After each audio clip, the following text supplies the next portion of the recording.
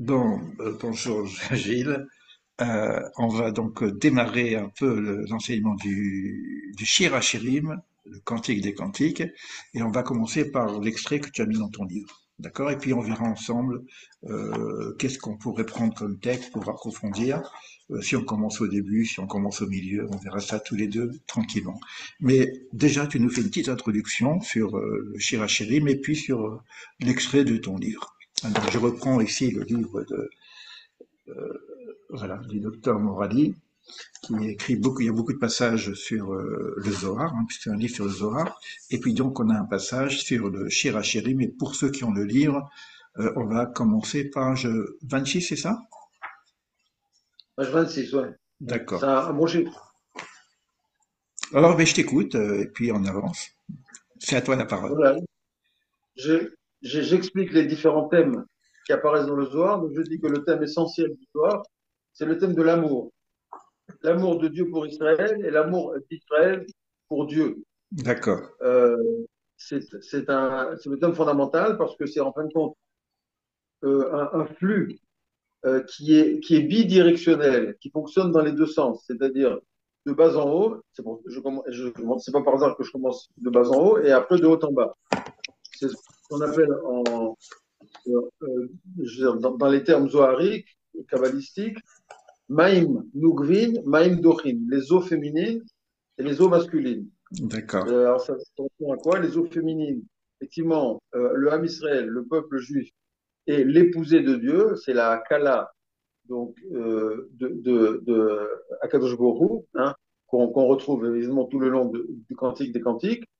Et donc, il faut qu'il y ait d'abord ce désir du Ham Israël de se rapprocher de Dieu. C'est pour ça qu'à travers le Cantique des Cantiques, donc, la bien-aimée va rechercher son bien-aimé en permanence. Il va y avoir un chassé-croisé en permanence, mais il va y avoir une recherche en permanence de cet amour et qui va éveiller à son tour après ce qu'on appelle les maïm dochin, les eaux masculines, c'est-à-dire l'influx qui va du haut vers le bas. Donc ça va toujours dans les deux sens, et c'est ça le sens secret de l'amour qu'il y a entre Dieu et Israël. C'est un amour bidirectionnel donc, qui va dans les deux sens.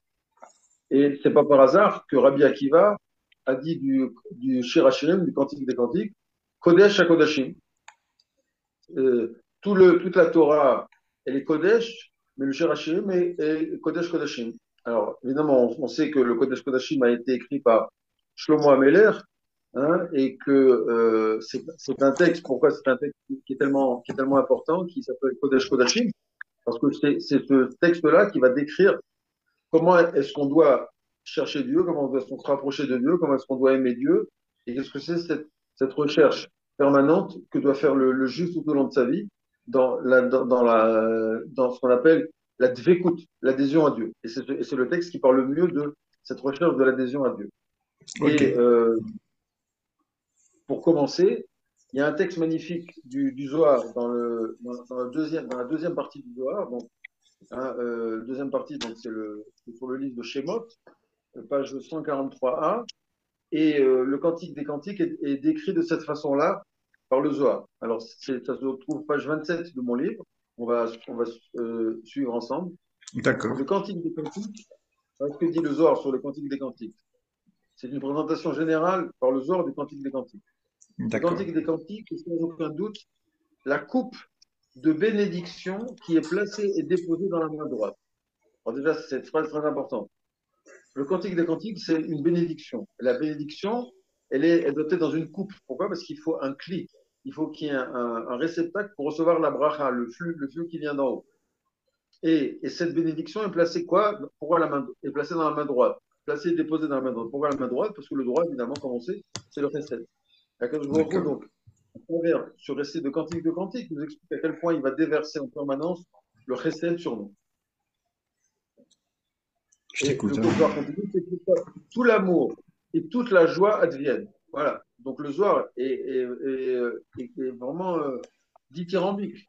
Il dit que c'est grâce à ce cantique de cantiques que tout l'amour qui peut résider dans ce monde-là et toute la joie dans notre monde proviennent du cantique des cantiques. Donc c'est vraiment des superlatifs ici utilisés par le Zohar pour décrire le cantique des cantiques. Justement, je vais En te poser la conséquence, question. Attends, puisque tu as parlé des os, des os masculines, des os féminines, est-ce qu'on peut faire deux liens, un avec le rapport masculin-féminin entre un homme et une femme, est-ce qu'il y a aussi cette notion dans le Cantique des Cantiques, en tout cas au niveau de la symbolique, et deux, entre la réunion des eaux qu'on a dans Beth Sheova, où on dit que c'est la plus grande des joies. Celui qui n'a pas vu cette réunion des eaux, bah, il connaît pas la joie. Meshiloach. Oui, Alors, il faut bien comprendre que quand le Zohar parle de masculin et féminin, c'est pas forcément homme et femme. Le principe masculin, c'est le principe qui donne. Et le oui, principe oui. féminin, c'est le principe qui reçoit. Hum. Donc, c'est pas forcément masculin et féminin, c'est pas forcément homme et femme. Il y a des hommes qui ne seront pas uniquement dans le don, mais aussi dans la réception, et des femmes aussi qui seront aussi dans le don. Mais masculin-féminin, c'est le principe qui donne, comme dit le Ravashlag dans son introduction au Zohar, Ratson les Hashpia et Ratson les Kabel.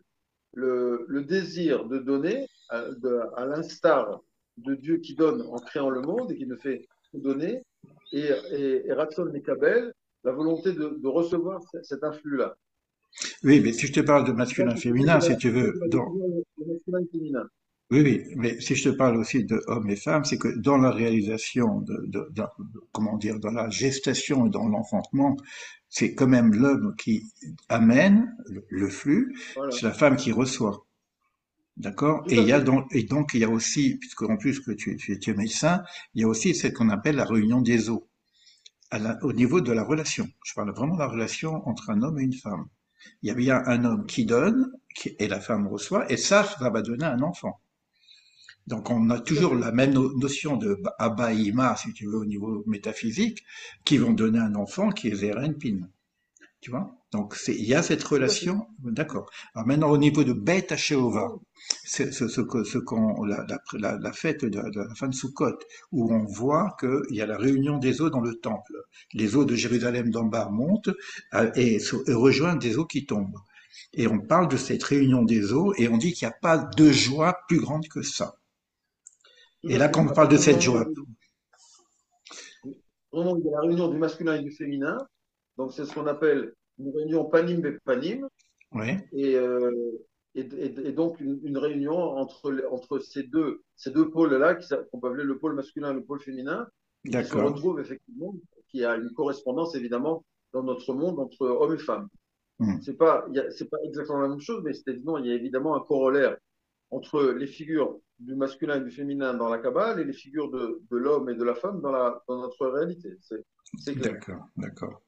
Donc c'est Et, c'est et l'homme qui pour, donne le- effectivement, et pour le et c'est la rituel, femme qui d'accord. Et pour le rituel dans le temple, reçoit. Et le rituel dans le temple, c'est aussi donc ça, la réunion des deux eaux, des eaux d'en haut et des eaux d'en bas qui vont se réunir. Et donc c'est la même symbolique qui se retrouve aussi à la fête du Sukkot.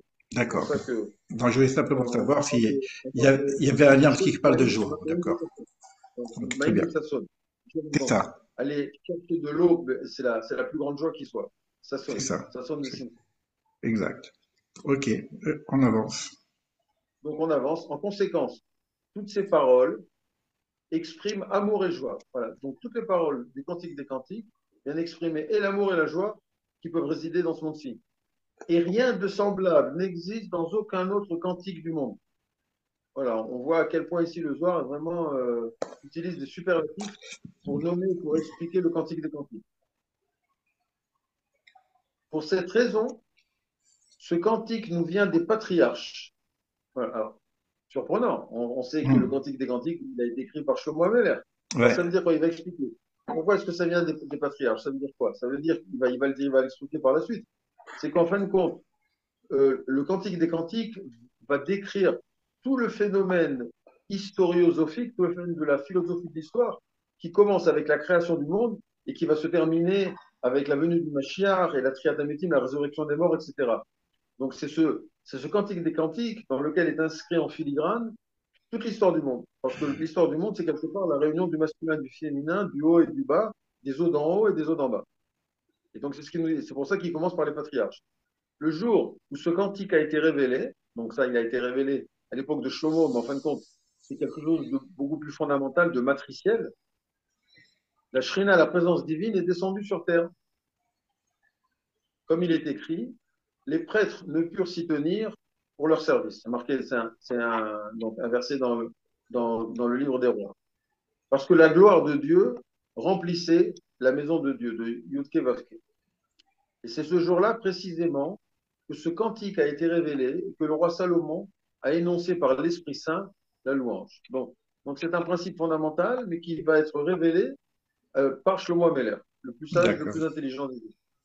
Ce cantique, voilà, il explique maintenant, ce cantique est en effet le principe de toute la Torah, le principe de toute l'œuvre de la Genèse, le principe du secret des patriarches, le principe de l'exil d'Égypte et de la sortie d'Égypte, de la louange de la mer Rouge, le principe des 10 paroles et de la révélation sur le mont Sinaï, de la traversée du désert jusqu'à l'entrée dans le pays et la construction du temple, le principe du couronnement du saint nom sublime par l'amour et la joie, le principe de l'exil d'Israël parmi les peuples et de sa rédemption, le principe de la résurrection des morts jusqu'au jour qui sera le Shabbat de Dieu, le principe de ce qui était, de ce qui a est et de ce qui sera ensuite dans le septième jour lorsqu'adviendra le Shabbat de Dieu de Yudke Vavke.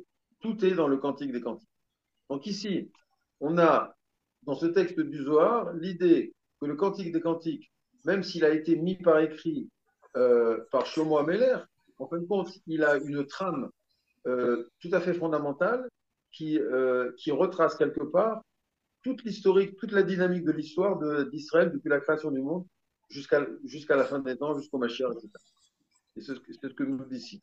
Et pourquoi c'est tellement fondamental? Parce que c'est avec lui qu'on découvre l'amour et la joie, c'est avec lui qu'on découvre le lien indéfectible entre Dieu et Knesset d'Israël, entre Dieu et l'Assemblée d'Israël. Euh, tout est Est-ce dans le que cantique des cantiques. quand tu parles justement Dieu et l'Assemblée d'Israël, euh, comme on parle aussi à l'échelon universel, est-ce que c'est réservé à l'Assemblée d'Israël, ce niveau-là, où tout à chacun, tout humain, peut entrer dans cette dimension de relation avec le divin? Alors, la relation avec le divin, c'est quelque chose qui se travaille de toute une vie, à Hum, travers la pratique de la Torah et des mitzvot et des prières. hum, Donc, c'est le but, on appelle la dvekout, c'est-à-dire que les chassidim disent que dans ce qu'on appelle la Avodat Hashem, dans le service divin, il y a trois étapes. La première étape, c'est la ira, la crainte. hum, Et à travers la crainte, il y a deux formes de crainte. Il y a la crainte de base, qui est la peur du bâton. hum, Il y a ce qu'on appelle la crainte révérentielle, la ira taromemut. Ensuite, après la crainte, on a la ahava, l'amour. Et là, c'est ce que décrit ici le Cantique des Cantiques, donc l'amour entre Dieu et Israël. Et le troisième niveau, le niveau le plus élevé, c'est la dvekout, l'adhésion entre Dieu et Israël. Alors, euh, ça se fait de façon beaucoup plus évidente pour nous, Israël, à travers le collectif. C'est pour ça qu'une tfila, finalement, n'est comprise et n'est vraiment entendue que dans le cadre du collectif, dans le cadre du minyan. Le Zohar dit à plusieurs reprises que prier seul, c'est dangereux. Pourquoi? Parce que l'id palel, ça vient de la chambre plilim. Donc, lorsqu'on prie, on est quelque part jugé. Donc, il vaut mieux être jugé par un groupe d'individus, quelque part noyer la midatadine à travers le minyan, que être seul face à Dieu. Être seul face à Dieu, c'est quelque chose que la Torah n'aime pas tellement, parce que ça pourrait entraîner des dérives mystiques que la Torah n'aime pas. Donc, c'est pour ça que quelque part, cette recherche de la proximité avec Dieu, ça se fait souvent dans le cadre du collectif, du minyan, de l'Assemblée d'Israël. C'est pour ça que le Zohar va parler de la relation entre Dieu et Knesset Israël comme relation entre Dieu et l'ensemble d'Israël. Knesset Israël, Klal Israël. Il y a cette relation privilégiée, elle se fait aussi par le biais de grands tzadikim, Rabbi Shimon, etc., qui avaient une relation privilégiée, évidemment, une adhésion à Dieu. Mais, on va dire pour le juif moyen, le juif lambda, ça va se faire par le biais du collectif. Oui, Ok, alors y a pas de problème. je reviens à ma question. Expliquez-moi. Bon, je reviens à ma question. Donc, la façon dont tu réponds, on a l'impression que c'est une relation assez exclusive. Ce que tu écris dans ton texte, je lis ton texte, hein. Ce texte contient deux idées forces. La Ouais. première est que le Cantique des Cantiques, de sa profondeur, est le fil conducteur de toute l'histoire du monde et d'Israël. Alors ma question, c'est l'histoire du monde. Israël, ok, c'est connu, si tu veux, relation entre Knesset Israël, Akadosh Baruch Hu. Maintenant, moi, puisque je parle aussi au monde, j'ai quelque chose à apporter au monde, hors la Goïm, lumière pour les nations, bénédiction pour toutes les familles du monde. Est-ce qu'ici, quand on parle de cette joie extraordinaire, ou qu'on parle de l'histoire du monde, le monde, c'est-à-dire les nations, sont concernées par cette bénédiction et cette joie?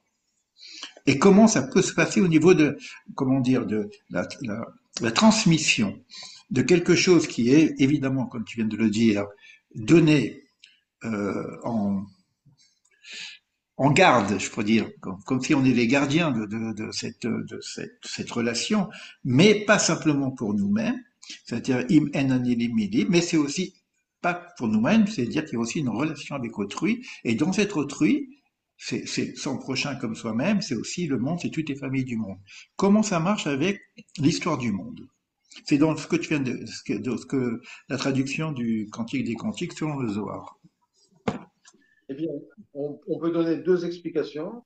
La première explication, c'est ce que dit le Rambam en parlant des Chassidé ou Mota Olam, Voilà, des d'accord. sages, des Chassidim de Umot Haolam, de ceux qui sont proches effectivement du peuple juif, par exemple des convertis, qui se rapprochent effectivement du peuple juif. Et ceux-là, effectivement, le Rambam dit qu'ils ont une part au monde futur au même titre qu'Israël. Donc ça, il y a des individus qui sont effectivement qui peuvent faire partie d'Israël en se convertissant. Il y a maintenant une deuxième définition dont parlait beaucoup Manitou, qui est les Bnei Noach. C'est-à-dire qu'il n'y a pas besoin que le monde entier se convertisse, il suffit. Il faudrait que la majorité des habitants de cette planète reconnaissent les 7 lois Noachides. Et à ce moment-là, il y aurait effectivement donc cette dimension-là de rapprochement entre Dieu et l'ensemble de l'humanité, à partir des 7 lois Noachides qui ont été données pour justement pour l'ensemble du monde. Il n'est pas nécessaire que le monde entier devienne juif. Je veux dire, on n'a pas, c'est bien connu que le judaïsme ne fait pas preuve de prosélytisme et on va pas demander aux 7 milliards d'individus sur Terre de se convertir. Oui, mais Là n'est pas ouais, le but de l'enseignement de la Torah. je vais pas faire Mais l'avocat à travers ce Chassidé Motaolam, à travers le converti et à travers les Bnei Noirs, il y a certainement un rapprochement qui se fait entre Israël, les nations du monde et Akadosh Baruch. alors je vais pas faire l'avocat de l'autre côté. C'est-à-dire que, ok, il faut pas se convertir, on peut par la voie des nez noirs s'attacher à la Torah, donc à Israël, et donc éventuellement voir de quelle façon ça peut se passer au niveau du Shefa, les eaux masculines divines, puisqu'on parle de la réception de ces eaux. Euh, mais ça veut dire quand même il faut être né noir. Mais si quelqu'un qui n'est pas né noir, ça marche pas. Quand je prends la sagesse des nations, je vais prendre des sages des nations qui ne sont pas du tout dans la Torah. Je prends le Dalai Lama, puisque Manitou a rencontré le Dalai Lama. Et il est de fait né noir, parce qu'on est tous des nés noirs. C'est puisque c'est la nouvelle génération. Après Adam Rishon, il y a le déluge, il n'y a plus personne. Donc, on est tous des enfants de Noé. Mais c'est pas pour autant que je vais suivre le cadre, le cadre, si tu veux, euh, précis d'ailleurs, hein, de la Torah sur les Médoirs. Est-ce que il y a des sages des nations en dehors des Ménoirs qui peuvent être dans ce cadre-là? Là, c'est une question un peu difficile, hein, parce que je sais que on a reçu un joyau. Ce joyau, on doit le transmettre. Hein. Ouais. On peut répondre à cette question en parlant, on va dire, de cadre moral. Alors, finalement, le cadre moral minimal a priori pour la Torah, c'est les 7 lois noachides. Maintenant, effectivement, je veux dire, je pense que le Dalai Lama doit certainement respecter les 7 lois noachides. Je veux dire, il va pas commettre de meurtre, il va pas commettre de débauche sexuelle, a priori. Il va pas, donc, il y aura, il y a des tribunaux dans le système bouddhiste. Donc, il y a, je pense, un socle conceptuel de moralité fondamentale à la plupart, à la plupart des individus sur Terre qui recherchent une base morale, spirituelle à leur existence. Oui, Euh, quand on est dans le Cantique des Cantiques, on est quand même dans un échange métaphysique beaucoup plus large, en tout cas, et profond, en tout cas, que simplement la moralité. On est quand même dans une métaphysique, on est dans une mystique, une relation de dvécoute. Évidemment, c'est quelqu'un qui est tordu, il est tordu, il va pouvoir, s'il est tordu avec les hommes, comment tu veux que tu te mettes en alignement avec Akadosh Baruch Hu, avec le divin? Maintenant, la mystique, si j'ai donné l'exemple du Dalai Lama, je peux te donner l'exemple par exemple, du taoïsme, je peux te donner d'autres essences, de l'Advaita, des gens qui sont complètement imprégnés du divin et qui le font d'une autre façon euh, que les Bnei Noirs. Je ne parle pas de la partie morale, c'est évident que toute tradition a une moralité qui est conforme à une moralité universelle, qui ressemble certainement à Bnei Noir. Mais quand je dis Bnei Noir, c'est bien cadré dans un cadre, Torah. D'autant plus que, d'après ce que j'ai pu apprendre, je crois que c'est Maïmonide qui disait que la notion de Bnei Noir, c'est pas simplement que tu aies cette éthique et cette moralité en toi, tu le fais par metsavé, c'est-à-dire tu le fais parce que Dieu te l'ordonne selon la Torah. Donc c'est quand même associé à la Torah. Est-ce que ça peut être non associé, c'est-à-dire traditionnel, en dehors de la Torah? On parle des autres traditions. Est-ce que ce niveau de relation divin qui est énorme, parce que c'est comme un mariage, tu vois, c'est la relation des eaux. On a pris la relation de l'homme et de la femme, on a pris des trucs de la chose, etc. C'est comme un mariage. Est-ce que ce niveau-là euh, est que dans un certain cadre, celui que nous disons, ou métaphoriquement ou d'une façon différente, ça existe aussi autrement? euh, alors maintenant, est-ce que tu parles en termes métaphysiques, en termes halachiques? Je veux dire, alors, si on parle en termes métaphysiques, je pense que on peut trouver un socle conceptuel commun, on va dire, à toutes les traditions métaphysiques, même si ça n'accroche pas de façon précise aux 7 lois noachides. Mais il y a certainement un désir de, on va dire, d'élévation spirituelle qu'on retrouve dans toutes les grandes traditions métaphysiques. C'est pas. Et ça peut être le point commun, le plus petit commun dénominateur entre toutes les traditions métaphysiques. Maintenant, si effectivement tu veux parler d'un point strictement halachique, en énumérant un à un les 7 lois noachides, alors peut-être qu'effectivement, dans le bouddhisme ou dans la tradition du Veda, on ne retrouvera pas exactement les 7 lois noachides. Par exemple, ils ne savent pas ce que c'est. Bon, ils sont végétariens, mais donc il y a une loi noachide qui dit que tu n'as pas le droit de manger d'une partie d'un animal encore vivant. Alors, effectivement, ils vont peut-être pas adhérer, on va dire, à tous les détails de cette loi noachide, mais je pense que ce qui est important, cette base conceptuelle fondamentale de recherche métaphysique. Hum, Et d'ailleurs, il y a pas mal de points communs, d'ailleurs, par exemple, entre certains aspects du chassidisme et certains aspects, par exemple, de la recherche métaphysique dans le bouddhisme, par exemple. Qu'est-ce que c'est, par exemple, la notion de bitoul? hum, De bitoul dans la tradition chassidique et le bitoul dans le bouddhisme. C'est deux notions différentes, mais qu'on pourrait analyser en parallèle. Euh, donc il y a des choses, il y a des choses qui se retrouvent. Je veux dire, parce qu'effectivement, il y a une recherche métaphysique qui se retrouve dans toutes ces traditions-là. Donc c'est pour ça que lorsque le Cantique des Cantiques décrit en fin de compte l'amour et la joie qui émergent de la réunion de Dieu et du mariage entre Dieu et la Knesset Israël, on va dire que c'est une réunion qui peut parler et qui peut interpeller la plupart des êtres humains qui sont à la recherche d'une relation métaphysique avec le divin. exact. Euh, je pense par exemple à une tradition comme celle de Aurobindo Exact. Ouais. en Inde. Oui. qui était tout à fait dans cette recherche-là.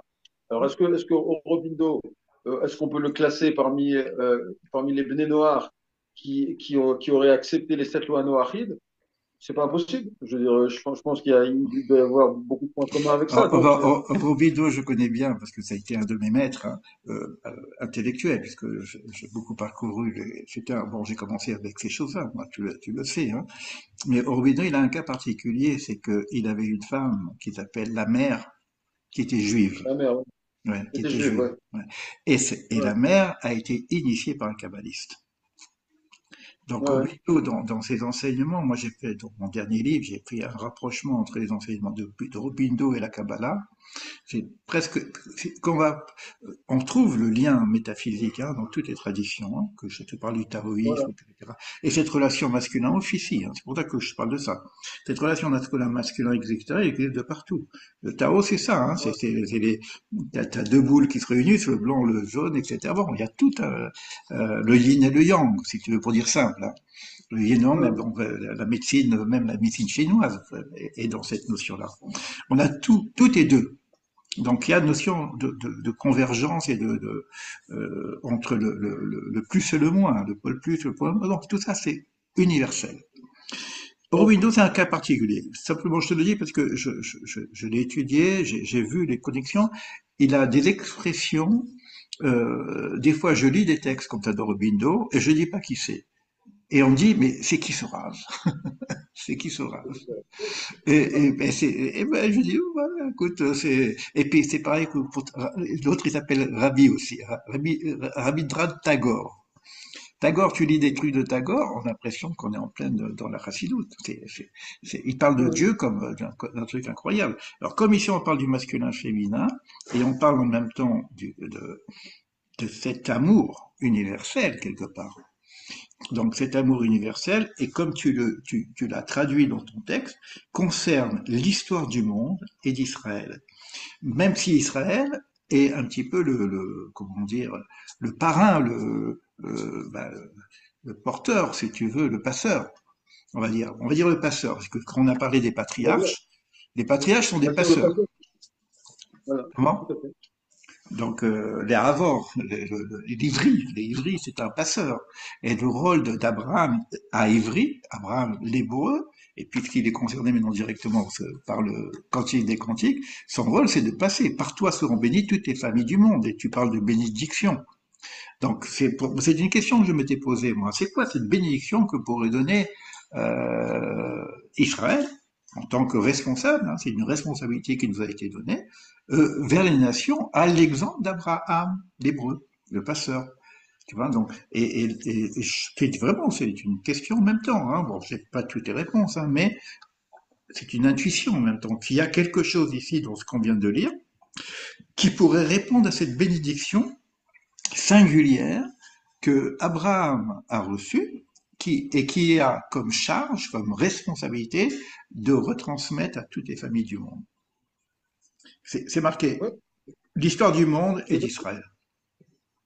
Donc c'est pour ça, et d'où la centralité du Cantique des Cantiques, parce que le Cantique des Cantiques est le substrat fondamental qui va décrire le lien le plus intime qui puisse y avoir entre Dieu et l'Assemblée d'Israël.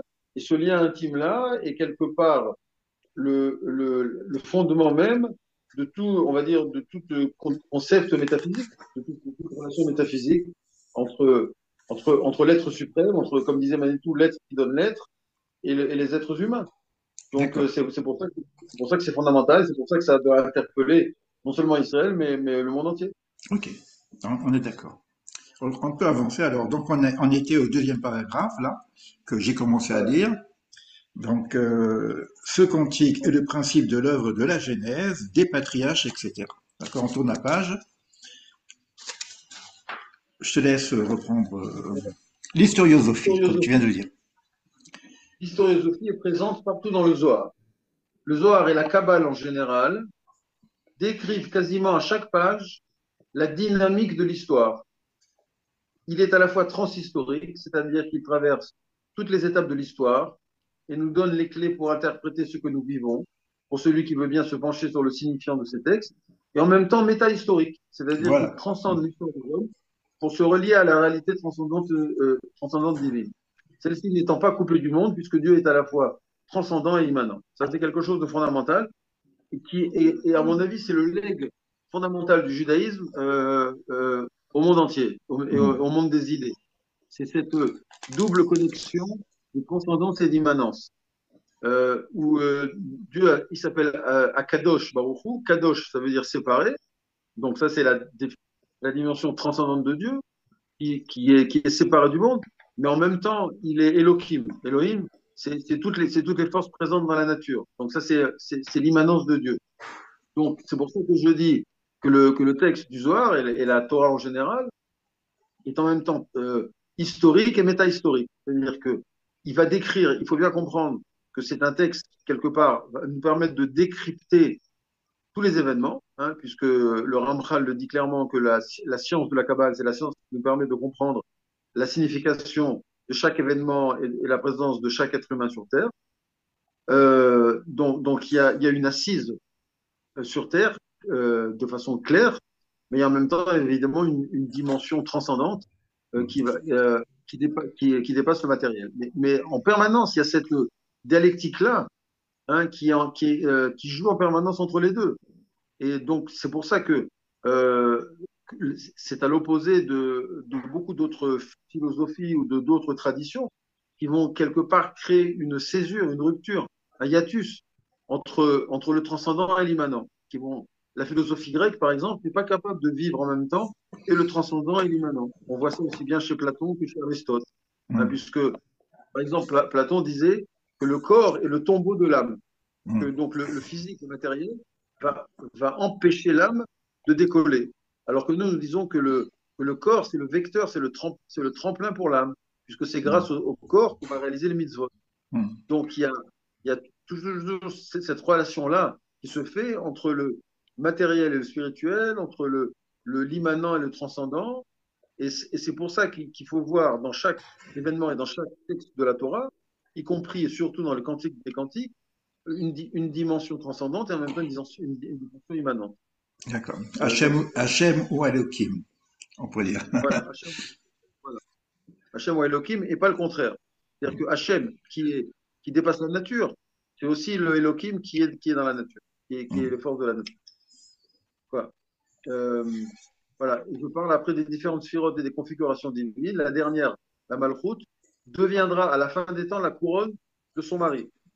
Hein, donc, c'est Ateret Baala. Ouais. Il y a un renversement des valeurs qui fait que effectivement celle qui était la dernière des sphirotes, la Malchut, va devenir la première sphira qui sera au-delà, qui sera le Keter littéralement, donc la couronne de toutes les autres sphirotes. C'est ce qu'on appelle Keter Malchut. Voilà, c'est ce qu'on appelle Keter Malchut. Tout à fait. Et c'est le secret de. J'ai un autre article, c'est le secret de la diminution de la Lune. Il faut pour qu'il y ait dynamique de l'histoire, il faut qu'il y ait une gradation entre le grand et le petit, entre le donneur et le receveur. Dieu crée dans un premier temps les deux luminaires des dimensions égales, puis il est obligé de diminuer de façon presque arbitraire l'un des deux luminaires, à tel point qu'il demande qu'on amène un sacrifice pour lui.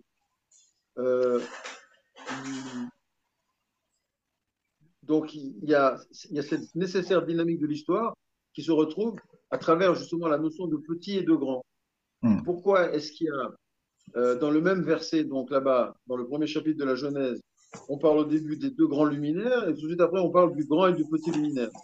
Parce qu'il faut qu'il y ait une gradation entre le grand et le petit, entre le soleil et la lune, entre le créateur et la créature.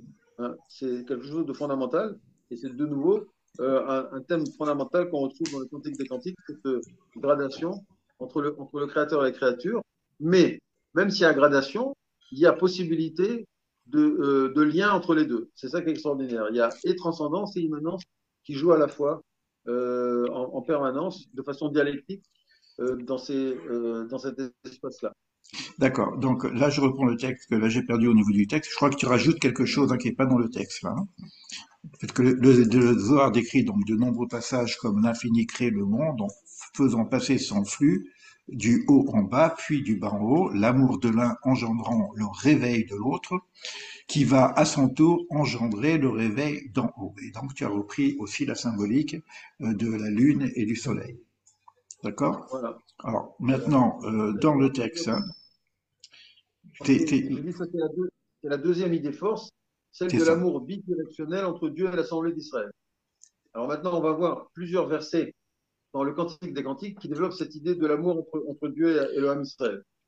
D'accord. Donc dans le chapitre 2, Juste avant de commencer là, par rapport à une suite de cette étude-là, ce que je vois ici, que tu ramènes le Midrash Rabbah, tu ramènes le Midrash Anéhéla, qui est un Midrash sur le Zohar, du Cantique des Cantiques. Donc tu ramènes plein d'autres textes qui accompagnent le Zohar. Pour quelqu'un qui veut commencer, là on fait une généralité, d'accord? On va avancer sur cette généralité. Et moi-même, c'est une question que je vais te poser, est-ce qu'on commence directement par le Cantique des Cantiques, ou est-ce qu'on commence par le Midrash Anéhélam, ou est-ce qu'on commence par le Midrash Rabbah?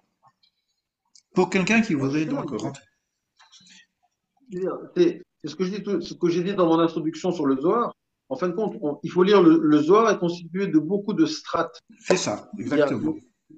le Zohar commence toujours par un verset. Hein, c'est pour ça que on appelle ça souvent le Midrash Zohar, parce que ça commence à partir du texte du Chumash, de la Bible, du Tanakh. Et à partir de ce texte-là, il va y avoir plusieurs niveaux d'interprétation qui vont passer par le Midrash et après passer par le sens complètement ésotérique. Donc il y a plusieurs strates qu'il faut traverser les unes après les autres, mais elles sont indissociables. Parce que pour comprendre finalement le texte lui-même, Manitou disait toujours que pour comprendre le pshat, le sens obvi du texte, il faut passer par le sod, par le sens ésotérique, et après revenir au niveau exotérique. Donc il y a sans arrêt un aller-retour dans ces deux dimensions-là. Il n'y a pas le choix. Je veux dire, si on veut vraiment étudier la Kabbale, la Torah Tassod, il faut sans arrêt jongler entre ces différentes strates d'interprétation du texte. Il faut partir du texte, passer par le Midrash, passer par le Zohar, revenir au texte, etc. C'est comme ça qu'on étudie. Je veux dire, être en permanence dans ces différents niveaux d'interprétation. Ouais. D'autant plus que le Zohar commence par un verset du Cantique des Cantiques Oui, aussi. bien sûr. Je veux dire, le Zohar, le seul découpage qu'on peut faire du Zohar, c'est le Zohar d'après les parachiotes, d'après les Hum, péricopes. hum. Donc, le Zohar, le seul plan, si plan il y a dans le Zohar, c'est le plan qui suit la parachate à Shavua, tout simplement. Hein. Je veux dire, c'est le découpage basique du Zohar. Donc le Zohar reste très près du texte. Enfin, près du texte. On va dire qu'il commence par le texte, et après, effectivement, il va y avoir des explications ésotériques, mais ça commence toujours par le texte lui-même. Et à mon avis, c'est ça qui fait la grande force du Zohar, c'est que il reste rivé au texte. Hum. Il commence par le texte, il va effectivement aller très loin au niveau de l'interprétation du texte, mais en fin de compte, il reste toujours proche du texte. Oui, alors on a compris que le Cantique des Cantiques contient toute l'histoire du monde et toute l'histoire d'Israël, d'accord? Maintenant, on va étudier ensemble le Cantique des Cantiques, et puis on va partager en partie ce qu'on peut partager avec les personnes qui viendraient nous suivre. Est-ce qu'on commencerait par le texte du Cantique des Cantiques directement, ou est-ce qu'on commencerait, parce que moi j'ai vu à notre présentation où on nous invite à commencer par le Midrash Anéhéla sur le Cantique des Cantiques. Pour toi, puisque tu t'es spécialisé dans le Zohar, et notamment dans le Cantique des Cantiques, quand tu démarres, si tu veux, cette étude approfondie, tu commences par quoi? Par quel texte? Par le texte du Zohar lui-même. Il y a un texte, par exemple, pour le texte donc dans la parashat Vayera, page 98b, Mhm. qui explique un pasouk, un verset du Cantique des Cantiques. Donc on a directement un lien que le Zohar fait entre un pasouk, un verset du Cantique des Cantiques et l'interprétation du Zohar, qui s'appelle D'accord. le Midrash Hanelam. Le Midrash Hanelam, c'est une des parties, C'est une des ça, ouais. strates du Zohar. D'accord. Alors là, ce que tu as fait dans ton livre maintenant, tu as fait déjà une sélection toi-même, qui serait une forme de présentation générale du Cantique des Cantiques en choisissant des versets bien spécifiques pour Tout à aider fait, voilà. pour aider le lecteur. Là, j'ai pris deux versets qui me semblaient très révélateurs de la profondeur de l'esprit du Cantique des Cantiques en général et de ce qu'en disait le Zohar, et je l'ai commenté. Vas-y. Alors, donc tu as choisi donc chapitre 2, verset 5. Soutenez-moi avec des gâteaux de raisin. C'est génial, c'est trop mignon. Voilà. Disposez des pommes autour de moi, car je suis malade d'amour. C'est magnifique. C'est un poète, hein. Complètement. En plus, moi, j'aime bien les gâteaux, tu vois. Donc, moi, j'adore. Alors, on commence par Voilà. les pommes d'amour. Je te laisse avancer, vas-y. Voilà.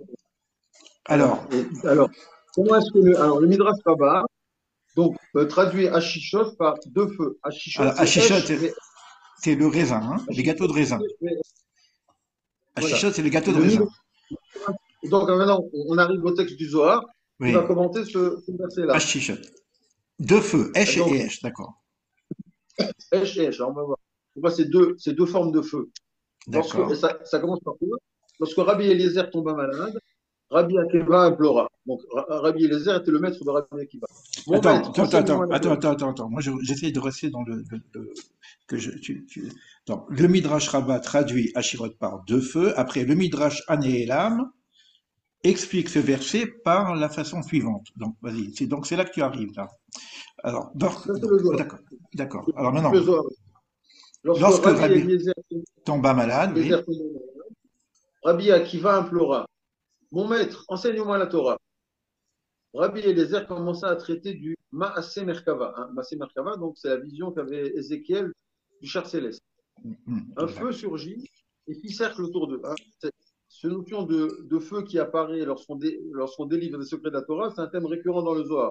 On voit ça au moment de la mort de Rabbi Shimon Bar Yochai, on voit ça ici au moment de la mort de Rabbi Eliezer.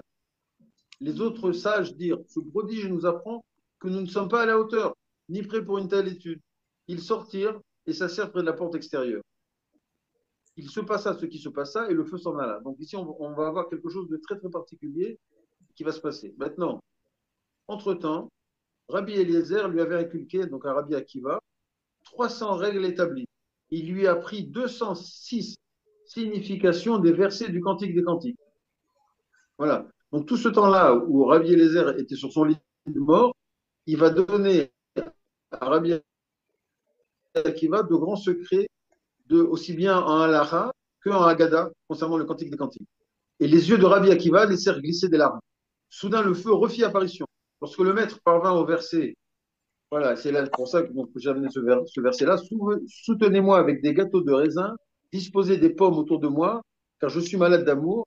Rabbi Akiva ne put plus se tenir, ne put plus tenir. Il leva la voix à travers un sanglot et un râle s'échappa, mais il n'articula aucun mot, effrayé par la shrina qui se trouvait là. Rabbi Eliezer l'éclaira de toute la profondeur des secrets grandioses contenus dans le Cantique des Cantiques. Il lui fit jurer cependant de n'utiliser aucun de ces versets de peur que Dieu ne détruise le monde à cause de lui.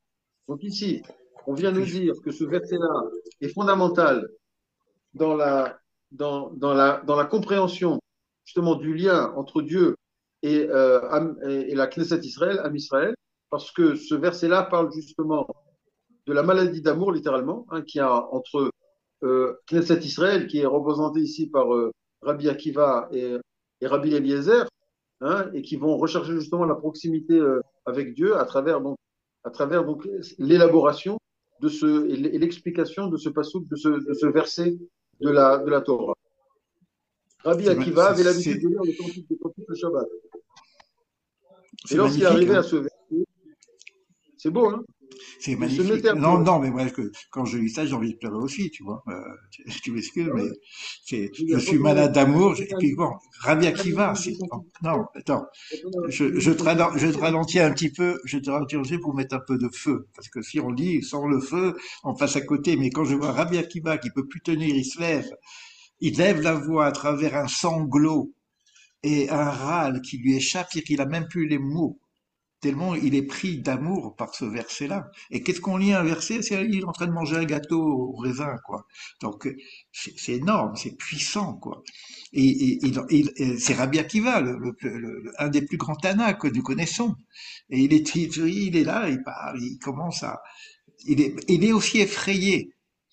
C'est-à-dire que il est dépassé par ce qu'il reçoit en tout cas, pour en arriver à être comme un enfant quelque part. Et c'est maintenant qu'on va éclairer Rabbi Akiva de ce verset-là.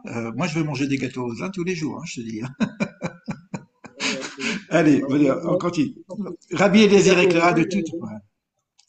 Ouais. dans ce gâteau au raisin, il y a un grand secret parce que c'est Ben oui, oui, Hachishot, c'est les deux feux. c'est le H, Oui, voilà, oui, c'est le H de l'amour, voilà. Et ça se retourne mais avec un autre passou c'est le qui feu du parle de quoi? masculin-féminin. C'est le feu de la rencontre en masculin-féminin, puisqu'on parle Voilà, de tout à fait. principe. Ça se passe avec un gâteau au raisin. Faut le Voilà. faire. Faut le faire. Bon, ok. Et Alors, c'est ce que je dis à la fin de mon texte. Et donc, le- qui va disait, l'élève, je pleure parce que je suis en parfaite communion avec Dieu. Je suis dans la dvécoute avec Dieu. Cette communion se réalisait grâce à l'union de deux sentiments a priori opposés mais qui se rejoignent, l'amour et la crainte.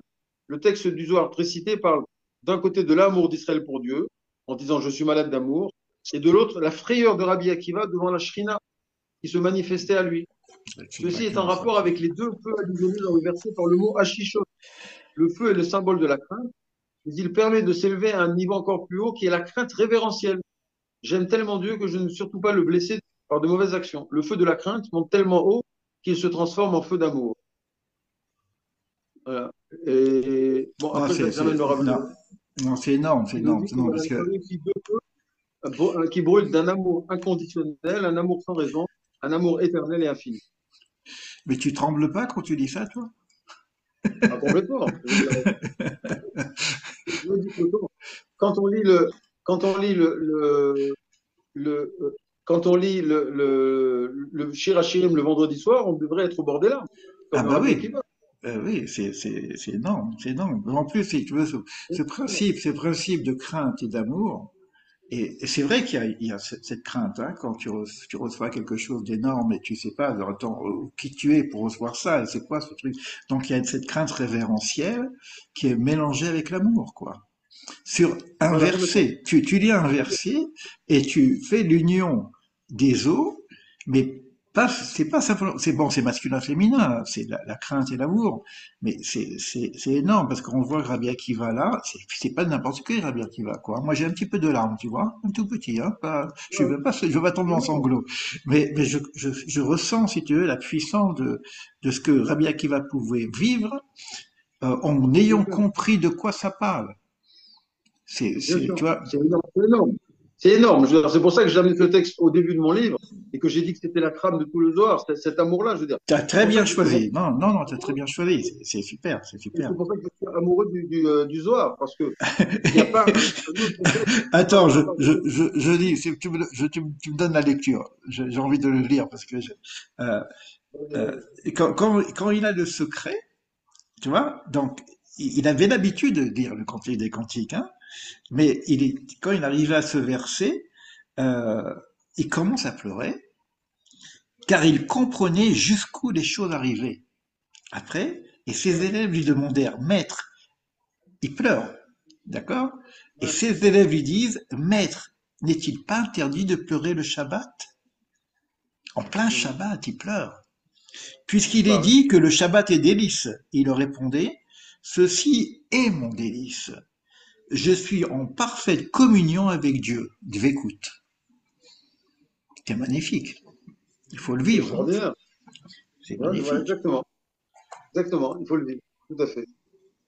Tout à fait. C'est pour ça que j'ai amené ça au début de mon livre, parce que c'est vraiment, c'est ça qui traverse, qui est le socle de tout le Zohar. Et c'est pour ça que le Je, Zohar je, je, est un, est je, un texte incroyable de beauté, de poésie, parce que c'est ça qui nous parle de la relation entre Dieu et la Knesset Israël et la relation possible entre Dieu et nous. Oui, là, je suis avec ton texte, moi. Hein. Donc, ils disent c'est pourquoi cette chose est si forte, que c'est une communion qui se réalise grâce à l'union de deux sentiments a priori opposés, mais qui se rejoignent. Cette maladie d'amour et cette crainte. Le texte du Zohar précité parle d'un côté de l'amour d'Israël pour Dieu, car je suis malade d'amour, et de l'autre la frayeur de Rabbi Akiva devant la Shrina. Bah, on peut faire un film avec ça, hein. C'est énorme. Qui se manifeste de lui. Donc il a cette présence, c'est la Shrina, c'est la présence, hein.